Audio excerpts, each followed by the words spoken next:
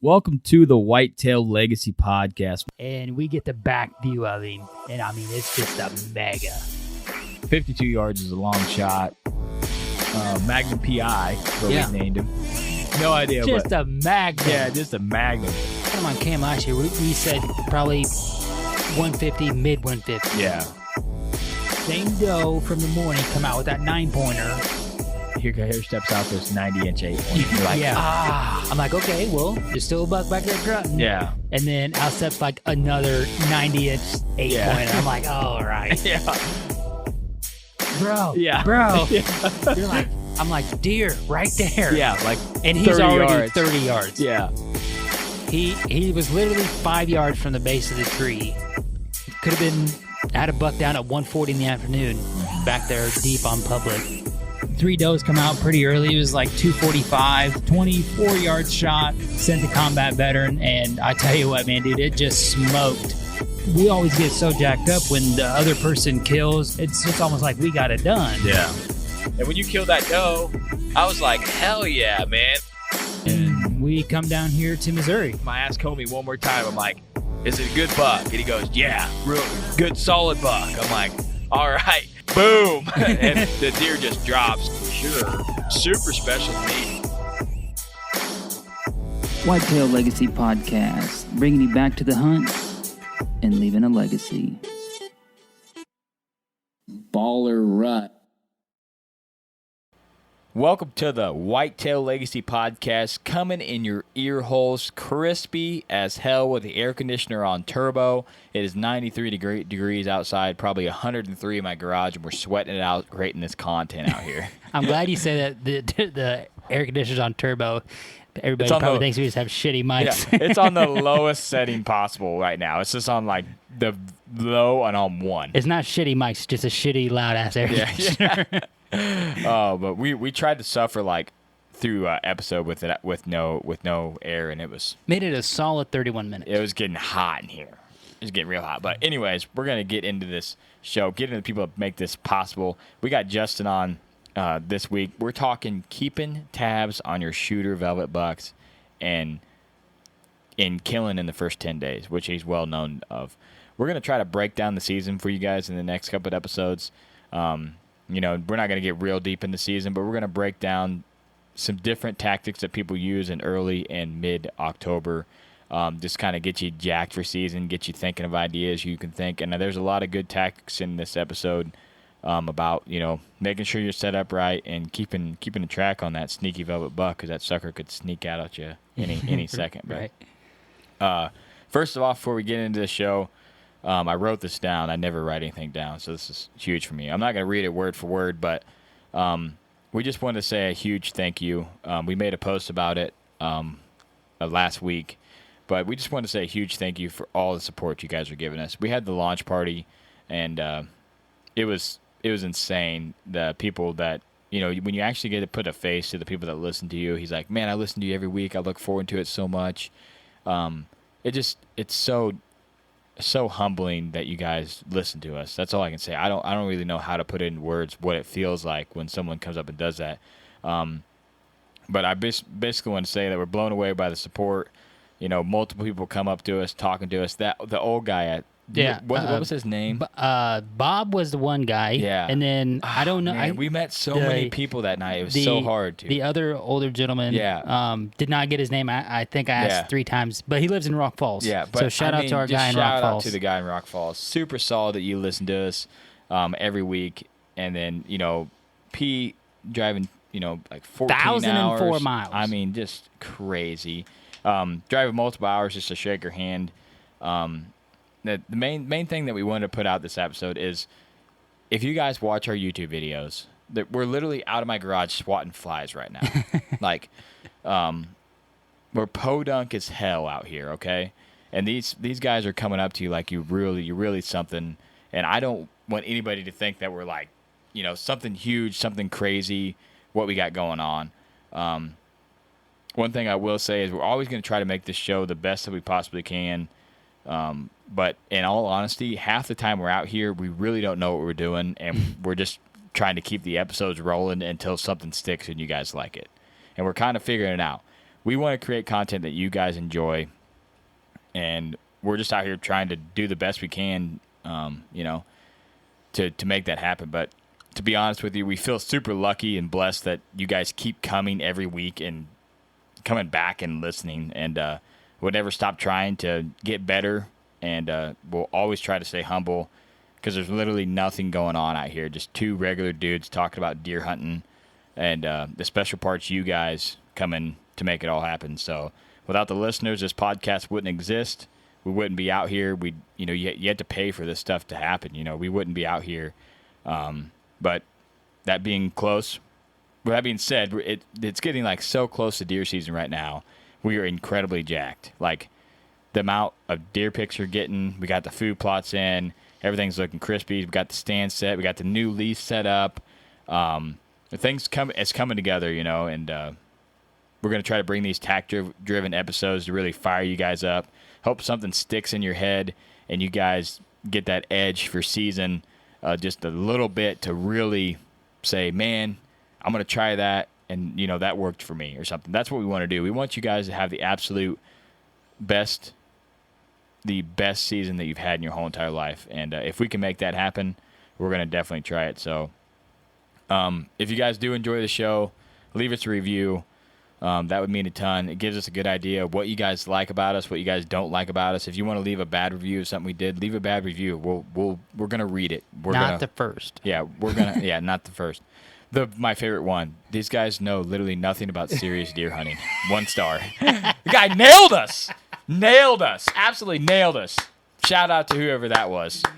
But yeah, thank you to all the support from the bottom of our hearts. All right, let's get into people that make this possible. We're going to start off with Last Breath. Like we said, guys, the launch party was freaking epic. I don't know how many people was there. That theater was giant. The lights were right in my eyes when I was up there throwing stuff out. But I literally had to run 70 yards to throw the chip to the people in the back. Like, it was crazy. I was taking boxes of shit and running to the back. And I even got some to the upper deck. I got some shirts to the upper deck. I hit this kid with a shirt right in the upper deck. I felt like Joe Montana out there. Yeah, we were ripping.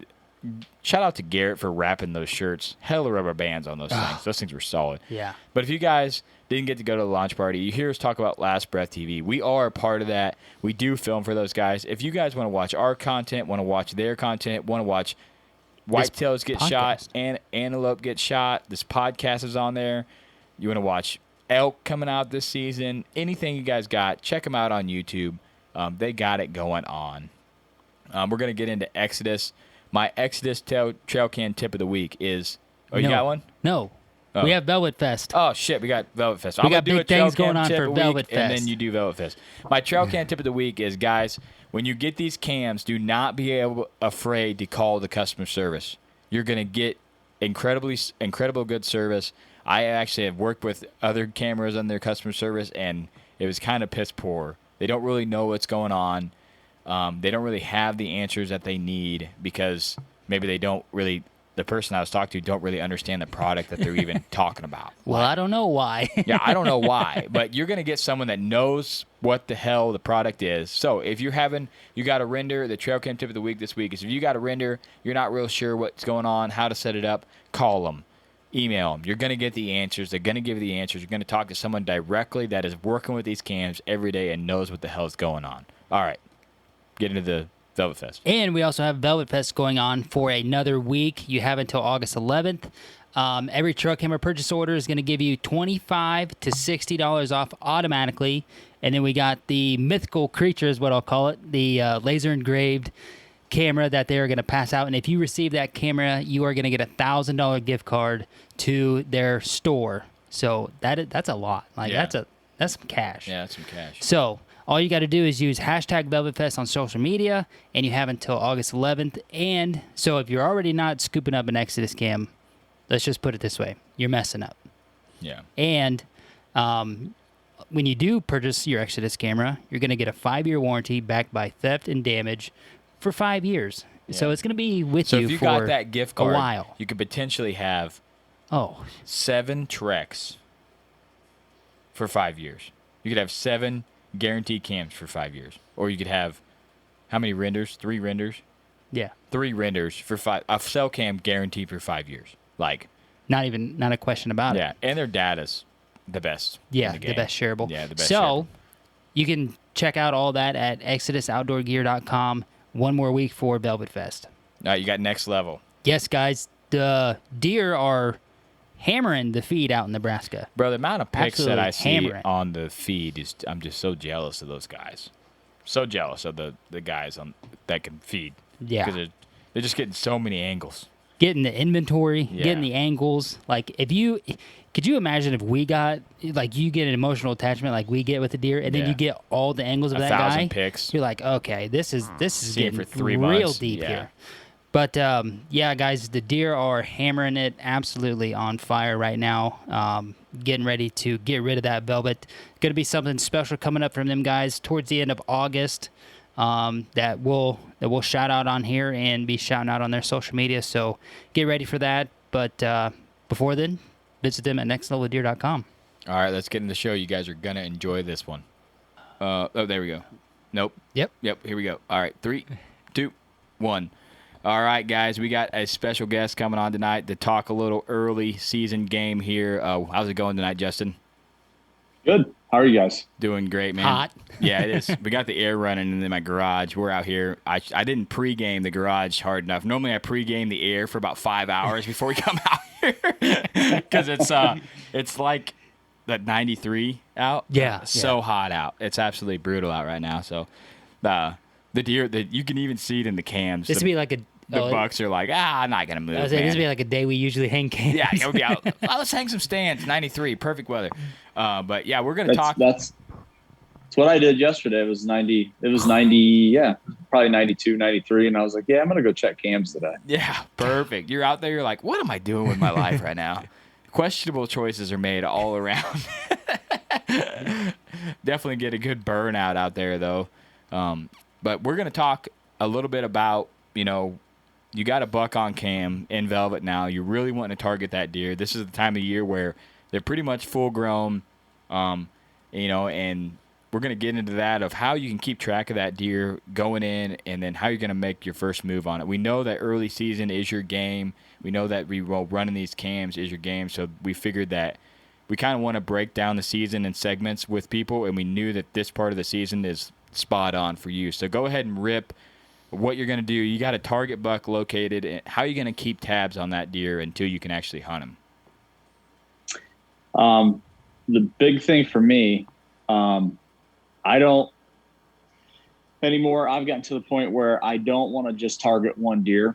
I want to have options. So for me, I'm always trying to get on as many pieces of ground as I possibly can, because I don't like playing that game of putting all my eggs in one basket. I know you guys have experienced that, and sometimes it's as frustrating as of a thing. I like to try to maybe locate 2 or 3, preferably on different properties, because that can cause a problem too. Because maybe one deer is not quite ready to hunt, and another deer is red hot on another piece, and when they're both on the same piece, I've ran into and made a lot of mistakes before where I just put too much pressure on that piece.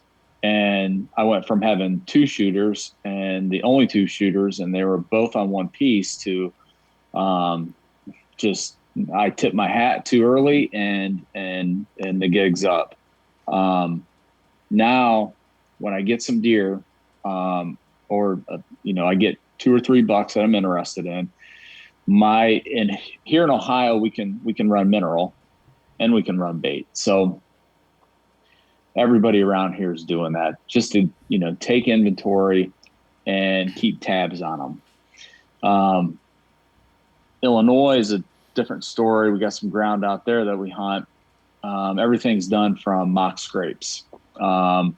We use, a lot of times what I use is a white soft pine branch, and I'll take a vine and hang the vine down to zip tie it, and that's the way I'll kind of keep track of them there, doing that as well. I will also set those up too accordingly to maybe a particular tree in mind with a particular wind.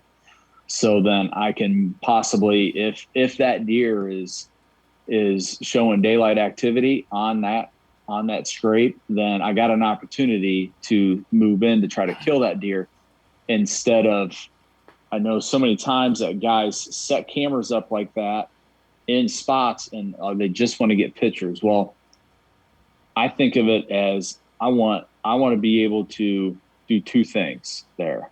I want to take inventory for sure to see if there is a deer in the area. But if that deer starts to develop something according to those cameras, then I want to be able to slide in there and surgically remove that deer if I get that chance. But I think like everybody does, we all make the mistake too of during the summer. I think it's easy to get pictures of big velvet deer, and they almost act oblivious to the camera. Even the times that you've gone in there and checked the camera, stuff like that. And as soon as that velvet comes out, I mean, they're a completely different animal. They just, and every day moving further into October, they just seem like they become a little different, especially by the time you get to about that 15th or the 20th. I mean, they're, they don't move a lot.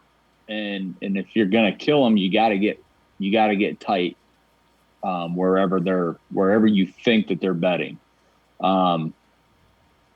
Pressure is, to me, will always be the number one factor and the reason that you don't kill a deer. And I think, and the pressure comes from not thinking out your access to these particular locations that you're going to go in to kill a deer.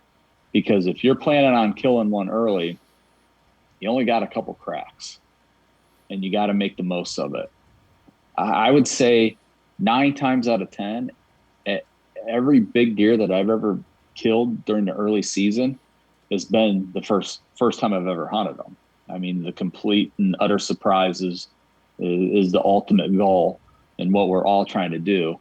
And I'm not trying to, I know so many guys have said some of these same similar things on other podcasts and stuff like that, because, you know, there's just so much information out there, but that's, I mean, they're right. The guys that have said that, I mean, in my opinion, that's what's made, you know, me successful. In early season has been the first 10 days of October that's my bread and butter. I put a lot of scouting effort, a lot of stock in those first 10 days. So everything leading into those 10 days is, as I'm going along in the summer and I'm glassing and running cameras, whenever I'm checking a camera or even glassing, I mean, I'm thinking like, okay, that deer came out over here. I know there's a tree right there I can get in. And a lot of times I don't like to hang a set until the day I go in to hunt the deer, because I've hung sets before and I find it so odd that you hang a set and it might have been there for a month and you still get deer looking up at it. And to me, if I'm trying to kill one early, I just think they're so in tune with what's going on, because by the time you get into late October, they're letting their guard down. And I love late October. It gives me an even better chance. But to me, you gotta be methodic in your approach of how you're going to access that property.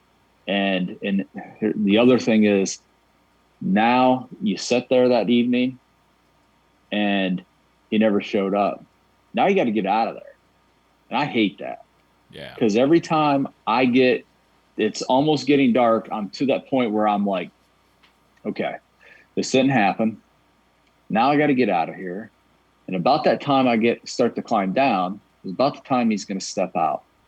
But your access out of there has to be as good, if not better, than your access end of not getting cracked with that deer so you can get, that second chance at that animal. To me, you also got to know the personality of an animal.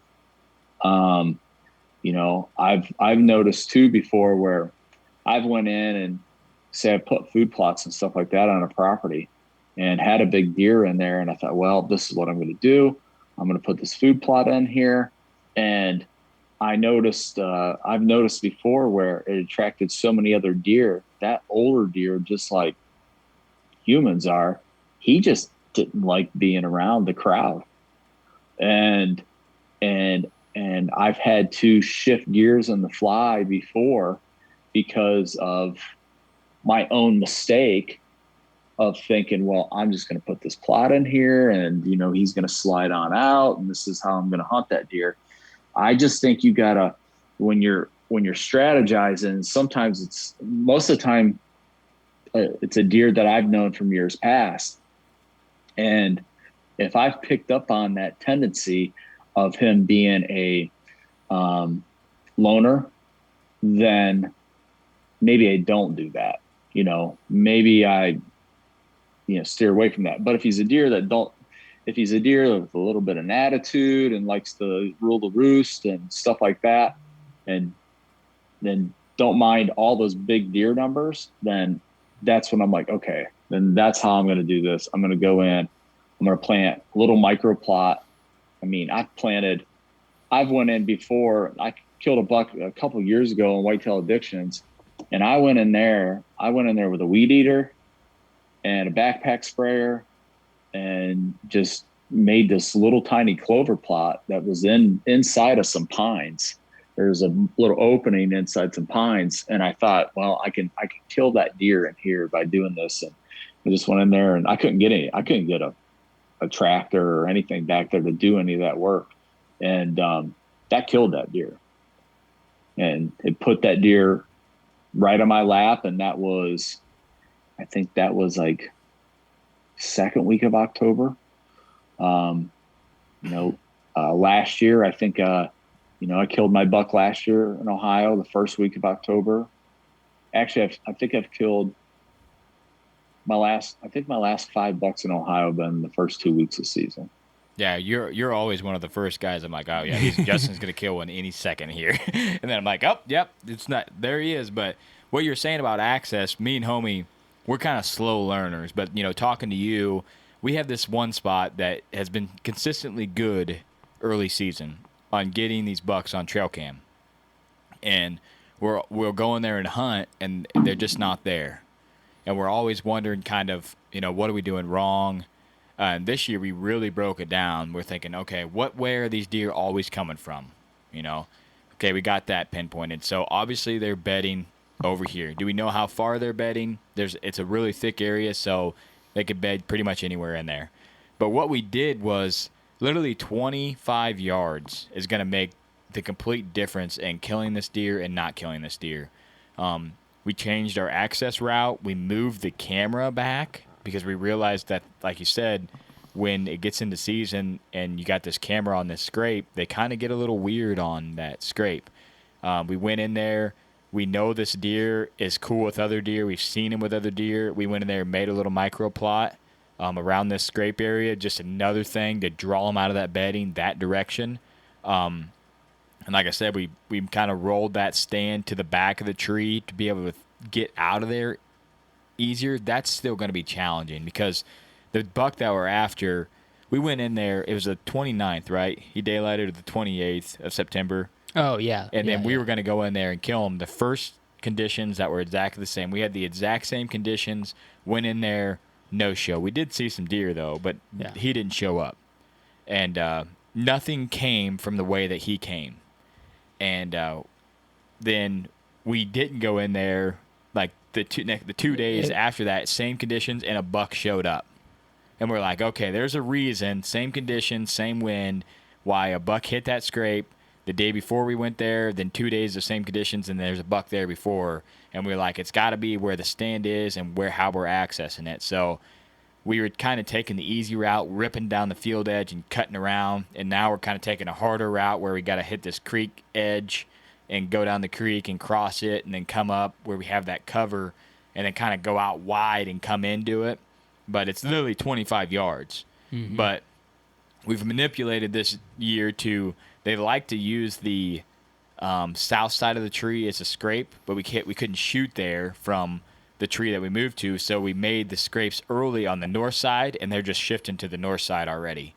So just that little bit of manipulation of starting one on the north, they're just hitting the north and the north or the south and the east. Okay, they like to hit the west side, and now they're hitting the south and the east where we have that shooting ability. And the first tree, there was an option where the deer could come behind us. The wind wasn't really perfect all the time, and now like 25 yards, you're like, I got that edging wind if it's on a north where he's going to think he's solid, but he's going to be 20 yards off. He's not going to come in behind me.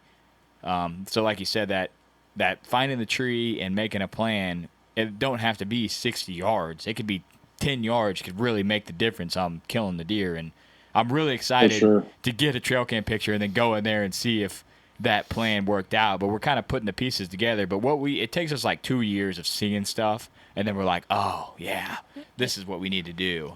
And another thing. And I think that. Oh, no, go ahead. I was just going to say one thing that you brought up that is something that I probably need to do a little better at is just like you were saying, Cody, the access in, but we still have bad access out at the particular spot you're talking about. But just in general, like you don't.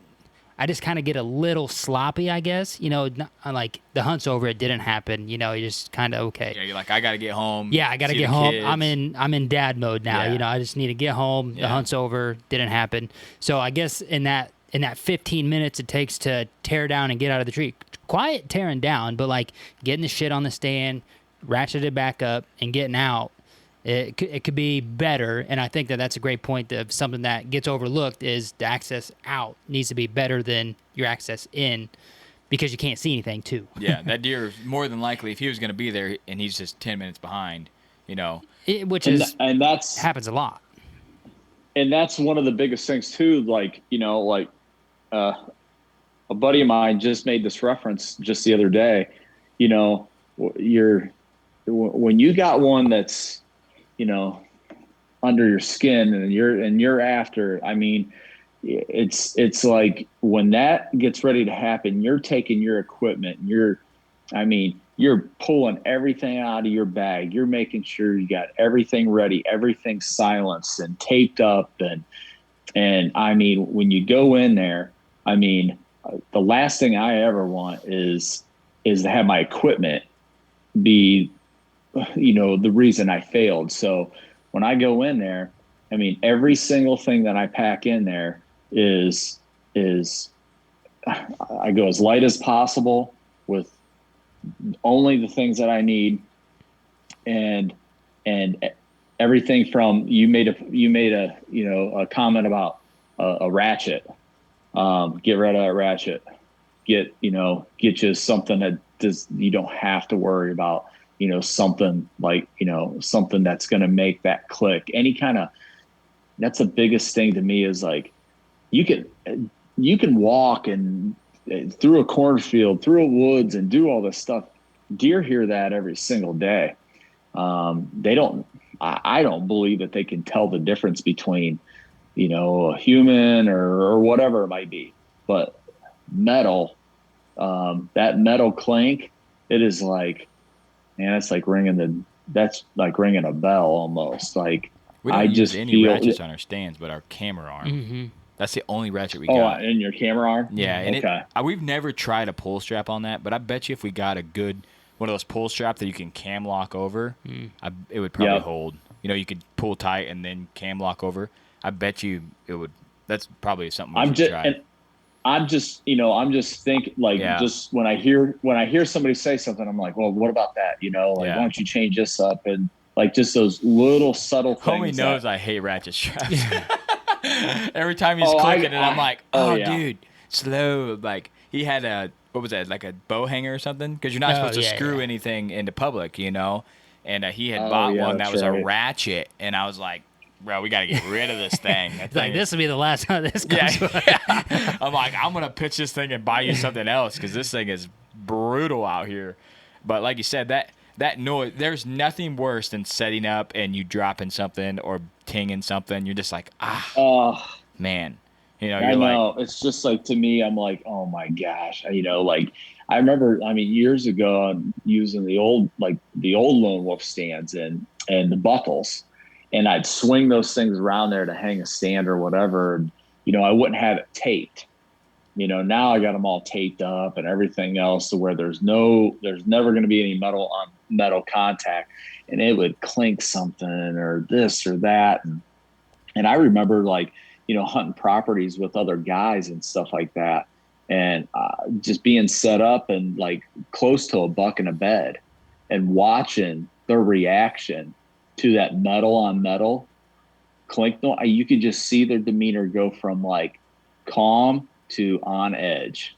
Like, and ever since I seen that, I'm like, okay, everything metal that I have, I got to get like taped up and like, it's like I'm, back to, playing football or something again, like I'm just taping up and, ready for war, just making sure that nothing's going to cause me. But, going back to the point too, that you guys were talking about, like manipulating a spot.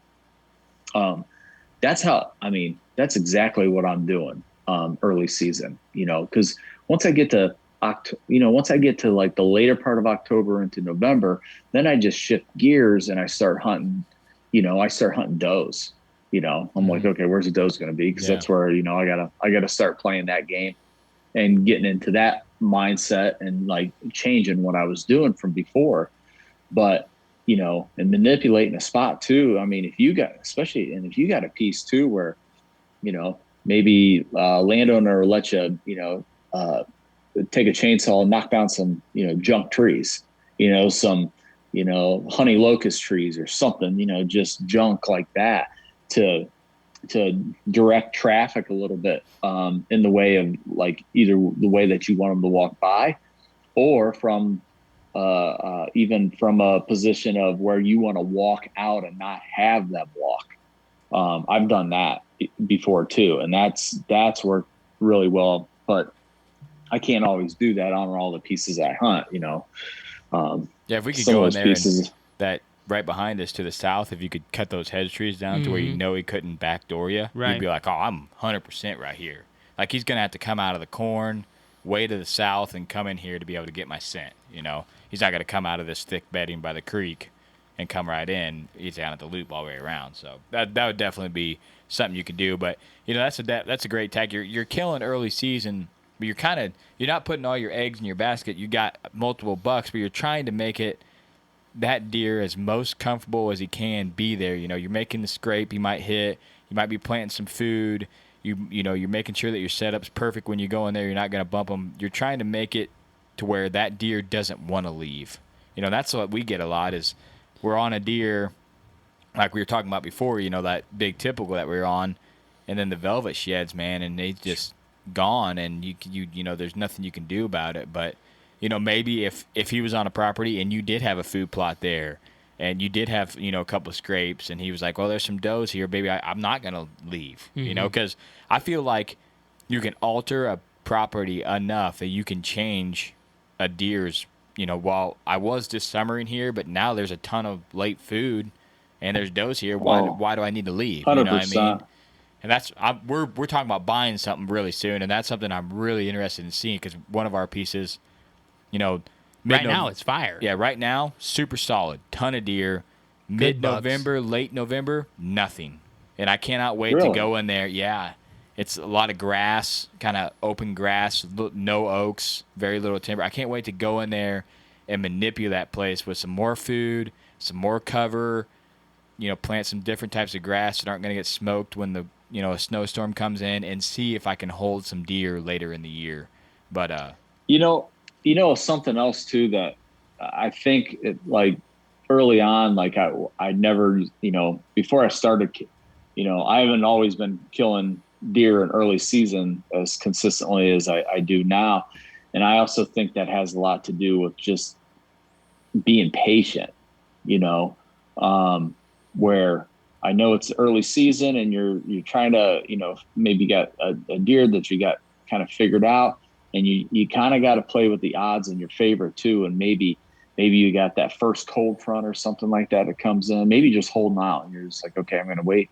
Okay. I got 2 different ways I'm going to hunt this deer, and these are the winds that I need to do it. And I'm going to wait for one of the 2 reasons to get this deer on the feet.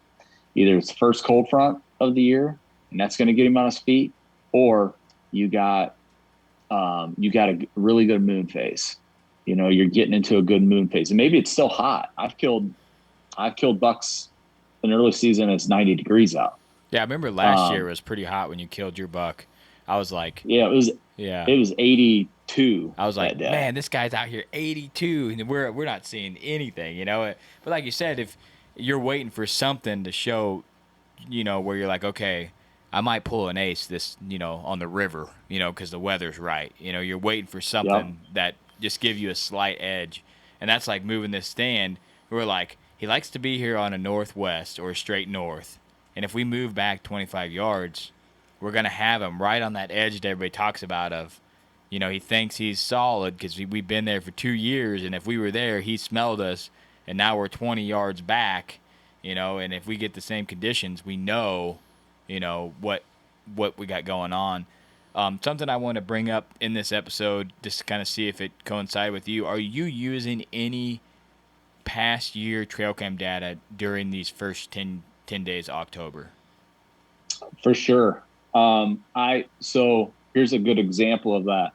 So a few years back, I had 0 pictures of this big 8-point that I was chasing the year before, and I ended up killing another deer like at another point in the year. Like I think I killed my deer during late season that year. And this deer I chased all year, couldn't get on him. He just beat me all year. That deer, I never get any pictures of him on that property. And like he sheds and then he leaves and he does not come back. He was never there in velvet. I had 3 years of sheds and 4 years of trail cam pictures of that buck. And that deer from the 5th to around the 10th of October, I started to get this just from keeping those records. I noticed I'm like, this deer is never on this property until that time frame, and then you always think in the back of your head too, you're like, well, maybe he's dead, maybe he's not going to come back this year. Maybe it's that kind of thing. And I'm like, well, I'm just going to hold out. I got another deer to hunt right now, and I'm going to see if this deer shows up. And that deer showed up in there on the 9th of October that year. And I went in, and when I finally got the wind to hunt him, and it was that, like a lot of guys talk about that edge wind, and that's what it was. I got cracked by some does before he showed up that evening. And just because they got too far to one side and then cracked me.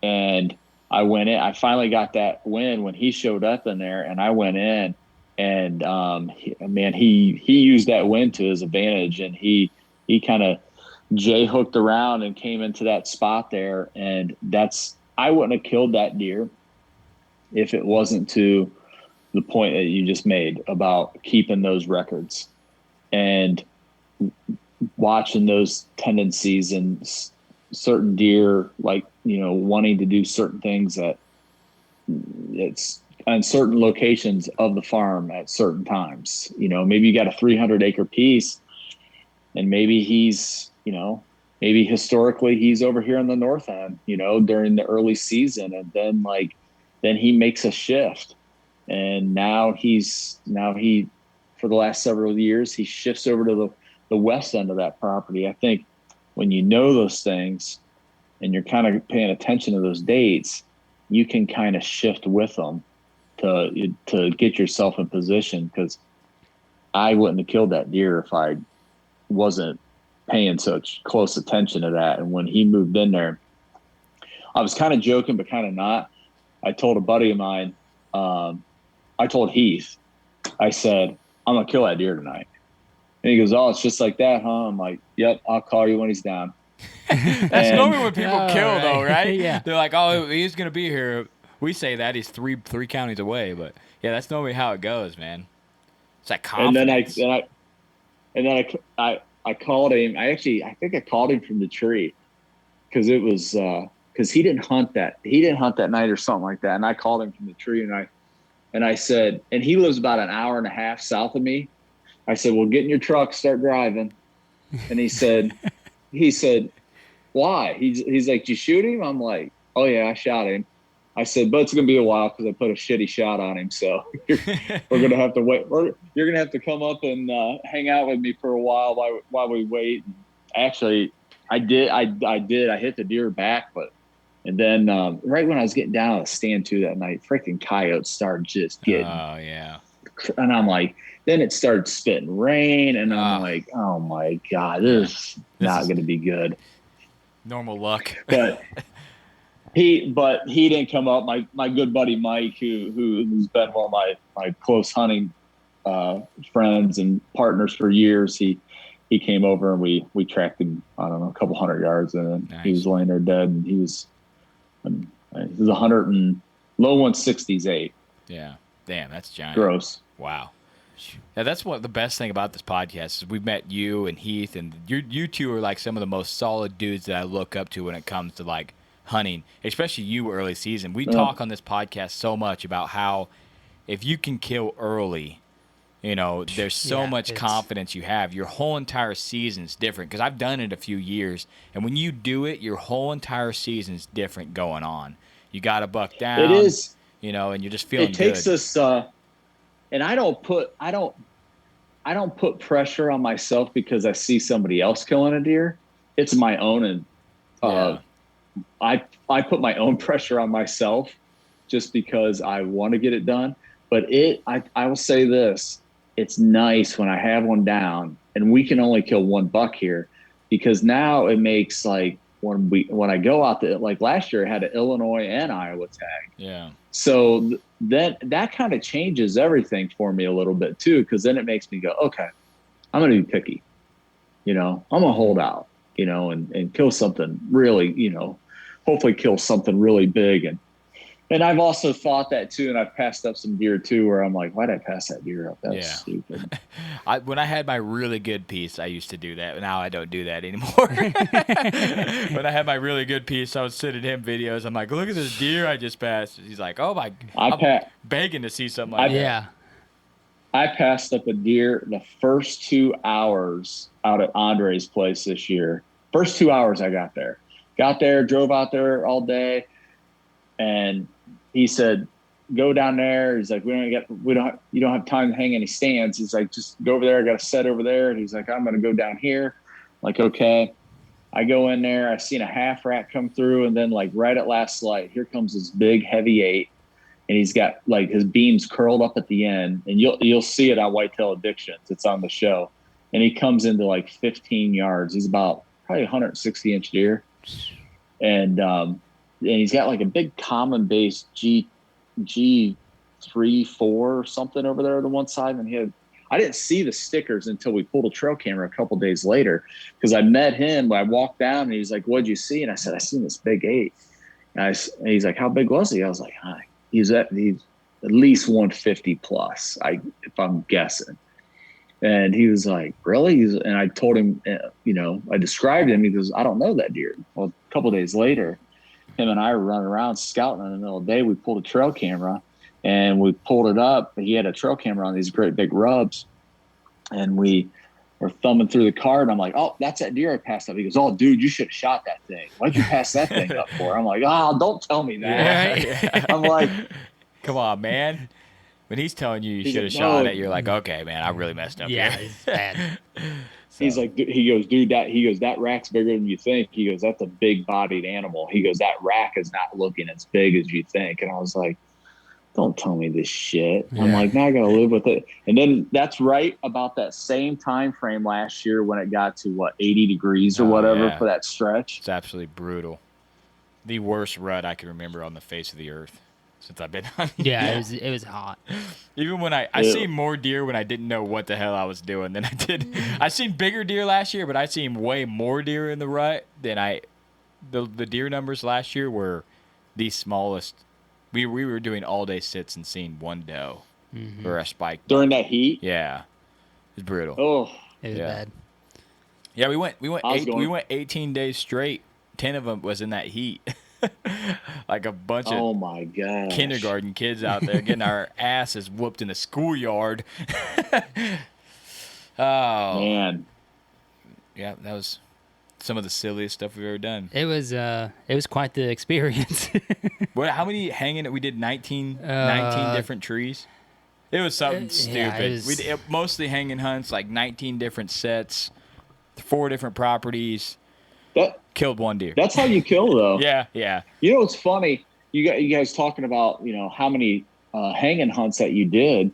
I mean, that complete and utter surprise. Yeah. Is how you kill. I don't care what anybody says. That's how you kill big deer. Yeah. I mean, unless you're on managed ground mobile. where the deer, like, it's so. We've told people this, and I'm going to make some private land people mad here. And we've talked to people that we're friends with, and they're like, no. But when we are on our private land piece, we got a piece called Booner Town. There's no booners on it, just so you know. I thought when we got it, I thought there was going to be booners all over it. There has been some booners. There has been verified one booner. seen on it. Seen one but booner anyways, on it. we go there, and the tree that I was talking about earlier, where we moved, pretty open, not super high. We've never been busted out of that tree ever. We'll have 3-year-old bucks, 4-year-old bucks out there. We've had 2.5-year-olds come and feed at the base of the tree. Multiple does, killed does out of that tree like 10 yards. Never been busted in that tree at all. We hunt on public land twice in a tree. Burnout. We were hunting. We did a pack-in hunt last year. We did a rattling sequence, and we rattled in this really gnarly 3-year-old 8-pointer that wasn't. He was on the edge, right? He was just like, you could tell that he was a gnarly young deer that was like a punk, really wanting to whoop some butt. Dude came in almost slobbering. Slobbering on a run, dead run. We're dead still. Homie's already standing. We seen him coming way out. We've already decided that we're not going to shoot this deer, so we're dead still. Deer gets 10 yards, pegs us. I'm like, I don't understand what we're doing, and it just insanely how much different they are from one to the other. But we do hanging hunts on, like you killed Sunshine hanging hunt. Mm-hmm. We are in the smallest tree known to man. It's like this big around. I had to hand film because we couldn't even get the tree arm on it. 2 stands in there, cut out this cedar tree. We kill this buck he was like at 15 yards at one point. Yeah. Was like, might be something up there, but He never looked been there up before. at us. Yeah. He looked up at us when he was at 15 yards, and then just trotted out to 35. Yeah, and then started feeding in the plot. Started feeding. I was like, he has no idea that we're here right now, dude. But we were able to kill on that hanging hunt, and then we got a couple of successful hanging hunts under our belt now, and it's definitely a fun way to hunt and a challenging way to hunt. And I think the challenging is just the setup, because it's so much easier to go into a place and you go, okay, my stand's 100 yards in here. I'm gonna set up, and if you don't see deer, it's like, the deer weren't moving tonight, But when you're hanging hunting and you're moving and you're setting up on sign, it isn't the deer ain't moving tonight. It's I picked the wrong spot. That's the difference in me. Yeah. Like when you got a stand set, you go to it. Man, must not have been good movement. There, I've had luck in here in the past. Must not have been a good movement night. Blah blah blah. But when you're hanging and hunting, you're deciding where you're going. There's no like settling. You're trying to pick the best odds in your favor. And when you hang and you don't see anything, you're like, well, I'm in the wrong spot. Mm-hmm. But if you have a hung set, you're never like, this is the wrong spot. You're always like, this has been good for the last 4 years. Yep. This is the right spot. I'm just going to keep hunting it. I've been there in the past.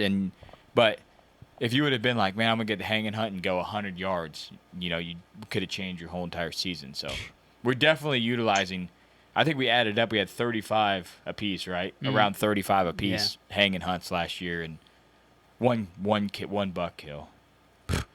We're hunting the same tree though. That's so hard. Yeah, you get two guys in the same tree. It's one guy out there hunting for 35 hunts. So that makes it tough for sure. We did split up late last season though. Yeah, late season we're like, all right, we got to divide and conquer. Late season, this is for everybody that thinks that we're good deer hunters. I went 13 sets on public land without seeing a deer late season. Hanging hunts. Woo. Yep. I went 12. You went 12, yeah. He got me on one. All separate. Yeah, all separate spots. Hella people. See, if I was killing dudes, I'd been smoking them out there. I seen more people than you seen that deer. many guys? Yeah, it was brutal. We were hunting this piece that we hadn't really been on very much, and man, there's just so many dudes people out just there. walking the edge of the timber with a crossbow, no camo, red plaid. Yeah, walking the edge of the field. First guy with the crossbow walked right by me in the tree, and then I got his buddy's attention. I was like, "Hey man, come on, you just walked. He walked right by me. Come on." And then I didn't think gun season. They open it up to if you have a doe permit, you can bow hunt it, or you could just go there and gun hunt everybody. I didn't think it was gonna be that bad, but dude, there was remember that picture I sent you of that Volkswagen van? The van? There was a couple dudes living out there for late doe season. Just wrecking stuff. I got hella trail cam pics of them. I don't even know what kind of van that was. It was sweet though. It was old Dodge. Yeah. Old Dodge Ram van. But yeah, man, they were just living out there, and I'm like, this place is. I'm never going back there. Existence of bow hunting, probably never. Unless we go to the spot where we jump the buck in the bed. Yeah. Like a bunch of dummies. Other than that, not going back there. But yeah, let's get back to the regular, regular staged content here. Well, you guys probably won't have to deal with that as much this year with having a little bit of private now to get on and not deal with that. Yeah, we actually have 2 permission pieces. One we've never stepped foot on. 3 permission pieces. One with the same guy that's like an hour and a half away. That's going to be if we just feel in it, we're just going to go in there, take our stand, scout it out, go in there and hunt it. And then we have the lease and the permission piece. So I'm pretty excited to not go on public and get my ass whooped. We're still going in there, but not like we were. It's gonna be like, okay, I feel good today. Let's go for it. Yeah, we got a buck named Pickles that, man. Oh, yeah, okay. Now I thought you were talking way down there. Yeah, I'd really like to kill Pickles. And he's in a real easy spot to kill. I'll be up in there a lot. Yeah, it's pretty easy access. If that deer is probably the most walked past deer on the property. Just chilling in there. We didn't find him till late, but we know where he's at now. It's one of those where you have cams in an area and you're like, I don't really think there's anything in there. I'm not going to go pull them. And then you go pull them and you're like, there's a 160 just hanging out here. Should have been in here a little more, but I've done that a bunch of times. Yeah. All right. Well, we're going to double dip you here. So we're going to wrap this episode up. And then we'll get into the other one. But we appreciate you spending some time with us here, and we're going to wrap up to the next one. Okay. Don't get much better from a big buck serial killer in the first 10 days of the season. Guy's been successful year after year, and I think he said the last 5 he'd kills had been in the first 15 days. So if you got a guy out there doing what you want to do, you got to pick his brain. A lot of good stuff in here. Staying on those deer, making those scrapes to pinpoint them, to have a place they can go, and then making that spot a little bit better to hold that deer if you can. Great tips. And then also went into, make sure your setup's perfect when you're going in to kill this deer, and he believes in the first set, in October, and that's when he's killing these deer. So be patient, wait for the right time, make your move, and get it done. But like we always say, try to leave a legacy, always do the right thing, and Whitetail Legacy is out.